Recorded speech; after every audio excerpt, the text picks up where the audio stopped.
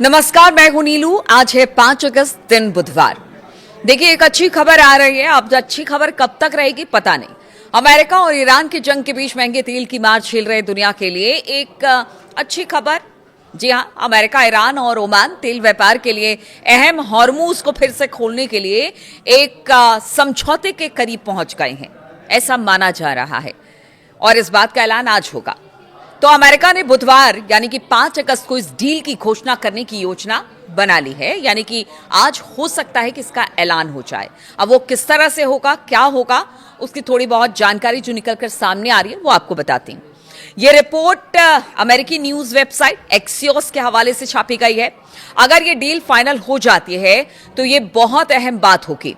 कई हफ्तों से बातचीत के दौर से गुजर रहे इस समझौते का मकसद अमेरिका और ईरान के बीच सीज फायर को फिर से शुरू करना और परमाणु समझौते पर बातचीत को दोबारा शुरू करना है। हॉर्मूज को फिर से खोलना बातचीत के मेज पर लौटने की दिशा में पहला कदम साबित हो सकता है। एक्सियोस की इस रिपोर्ट के अनुसार जिस समझौते पर बातचीत चल रही है उसके तहत हॉर्मूज स्ट्रेट में ओमान और ईरान के बीच 60 दिनों की अस्थायी व्यवस्था की जाएगी, जिसे आगे बढ़ाया भी जा सकता है। इस स्ट्रेट से अरब सागर की ओर जाने वाले सभी जहाजों का आवागमन ईरान के साथ तालमेल बिठाकर ओमानी जो पूरा जल क्षेत्र है उससे होकर दक्षिणी लेन से होगा। इस 60 दिनों की जो पूरा ड्यूरेशन 60 दिनों का होगा, इस दौरान कोई टोल या फिर शुल्क नहीं लिया जाएगा, जैसा पहले तय हुआ था। बताया जा रहा है कि अब भी वही बात हो रही है। दोनों देश 30 दिनों के भीतर भीतर हॉर्मूज के बीच वाली जो लेन है, यानी कि मीडियम लेन से नौसैनिक जो बारूदी सुरंगे यानी कि नेवल माइंस जो बिछाई गई थी उसको हटाने का काम करेंगे। बीच वाली लेन साफ हो जाने के बाद उसका इस्तेमाल आने जाने वाले जहाजों के लिए किया जाएगा, लेकिन जहाज ओमान और ईरान के बीच बातचीत से तय होने वाली स्थायी व्यवस्था की शर्तों के तहत ही आ जा सकेगा।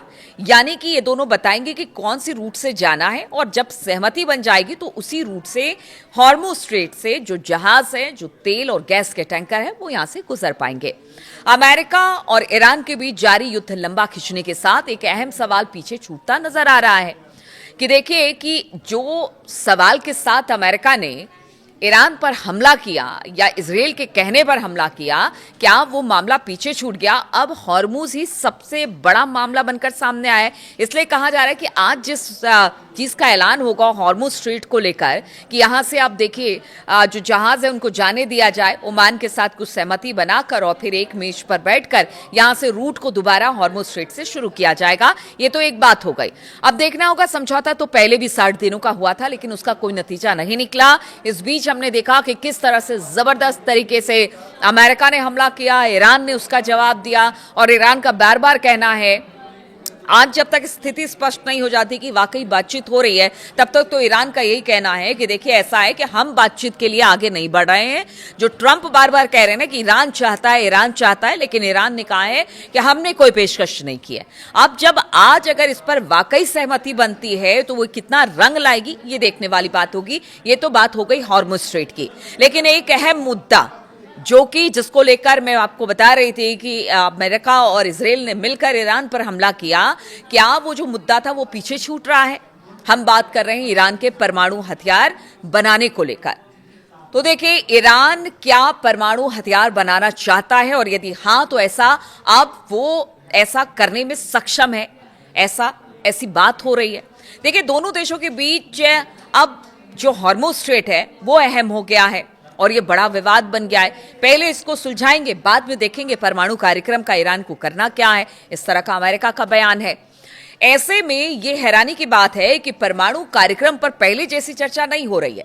वर्ष 2025 और 26 की बात की जाए तो अमेरिका और इजराइल के लिए ये सबसे बड़ा और हमले का प्रमुख कारण था और इसी को लेकर यह कहा गया था कहीं ऐसा ना हो कि ईरान परमाणु बम बना ले, परमाणु हथियार बना ले।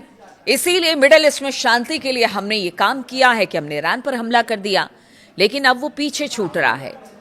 और परमाणु हथियार विकसित करने की बात जहां तक है ईरान की, उसको लेकर कहा जा रहा है कि आयतुल्ला अली खामनेई साहब नहीं चाहते थे, लेकिन मुस्तफा चाहते हैं कि परमाणु संपन्न देश ईरान बने। और अब इसी चीज को लेकर आशंका जताई जा रही है कि क्या अब ईरान जल्द परमाणु बम बना लेगा या हथियार बना लेगा। ईरान ने स्पष्ट कर दिया है कि वो हॉर्मुज स्ट्रेट से गुजरने वाले जो जहाज हैं उनकी आवाजाही को प्रभावित करने की क्षमता रखता है, और ये उसने बता दिया है। इससे युद्ध समाप्त होने के बाद भी अंतर्राष्ट्रीय समुदाय पर वो लगातार दबाव बनाता रहेगा, और एक नया साधन और एक नया टूल उसके हाथ में लग गया है, ये अब ईरान जान गया है। और माना जा रहा है कि ईरान के पास दबाव बनाने की क्षमता भी है, क्योंकि देखिए सिर्फ परमाणु बम को लेकर यह हमला किया गया था अमेरिका की तरफ से, लेकिन अब तो उसके पास स्ट्रेट ऑफ हॉर्मुज भी है। माना जाता है कि ईरान के पास लगभग इस वक्त 440 किलोग्राम 60% तक इनरिच्ड यूरेनियम मौजूद है, जो सैद्धांतिक रूप से लगभग 10 परमाणु हथियार बनाने के लिए पर्याप्त और सक्षम है।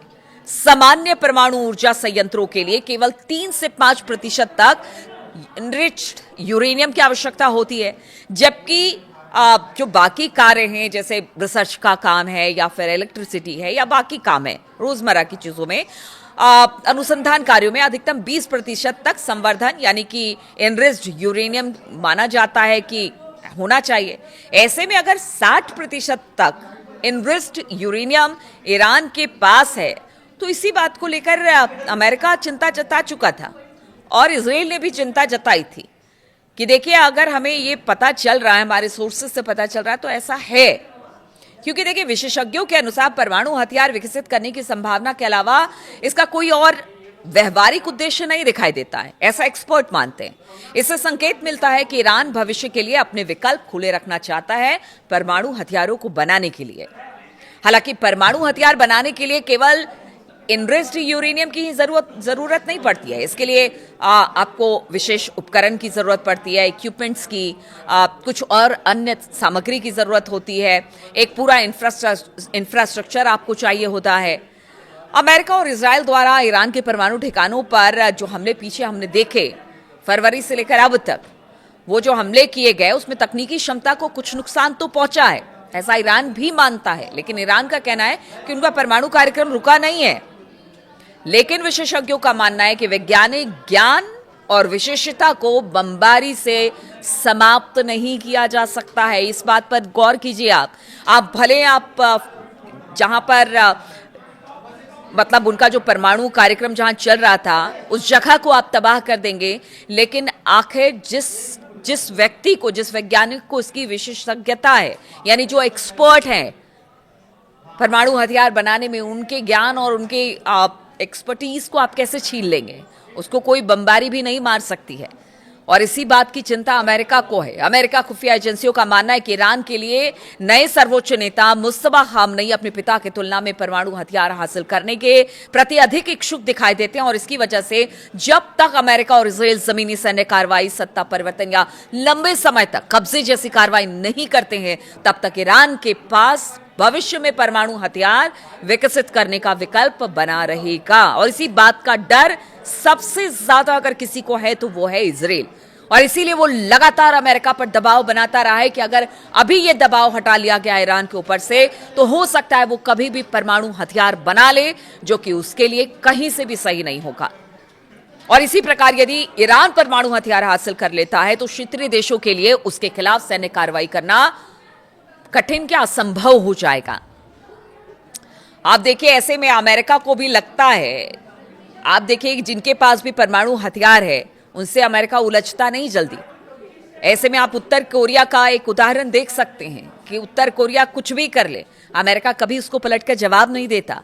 अब ईरान को भी लगता है कि समय आ गया है, क्योंकि जिस तरह की दबाव की राजनीति वो पीछे कुछ वर्षों से झेल रहा है, उसको लेकर अब वो और दबाव नहीं झेल सकता। इसलिए वो चाहता है कि अगर इस बार का युद्ध छिड़ा है तो वो निर्णायक हो, चाहे बातचीत के तौर तरीके से निर्णायक हो या फिर हमले के तरीके से, या फिर वो परमाणु संपन्न देश हो जाए, इस तरीके से भी निर्णायक हो।